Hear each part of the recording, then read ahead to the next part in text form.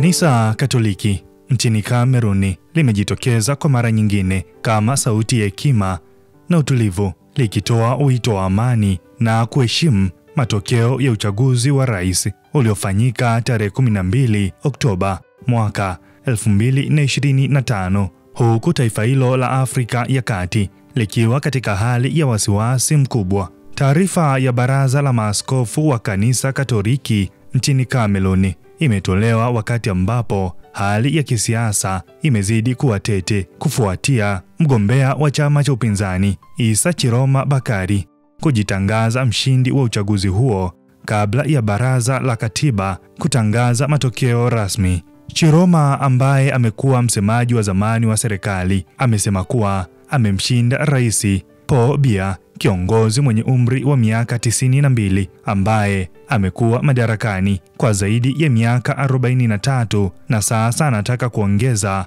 muda wa utawala wake kwa miaka mingine 7.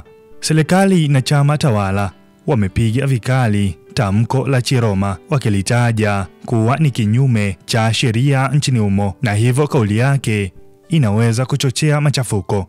Kwa mujibu wa katiba, Baraza la Katiba lina hadi tarehe 27 Oktoba kutangaza matokeo ya mwisho, lakini hali ya taharuki imeongezeka kila siku. Kwa sasa, macho yote yameelekezwa kwa Baraza la Katiba ambalo lina jukumu nyeti la kudhibiti matokeo kwa uwazi na uadilifu.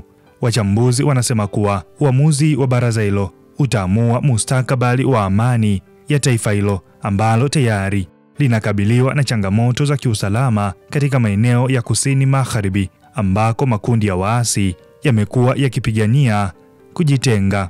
Wito wa Kanisa Katoliki unakuja kama mwanga wa matumaini kwa mamilioni ya raia wa Kameruni wanaotamani kuona mabadiliko ya demokrasia bila umwagaji damu. Kwa sasa, taifa linabaki katika hali ya kusubiri kwa wasiwasi mkubwa. Uchaguzi huu unachukuliwa kuwa mtihani mkubwa kwa demokrasia ya Kameruni, kama kutakuwa na mabadiliko ya kweli au mfumo uliopo utaendelea.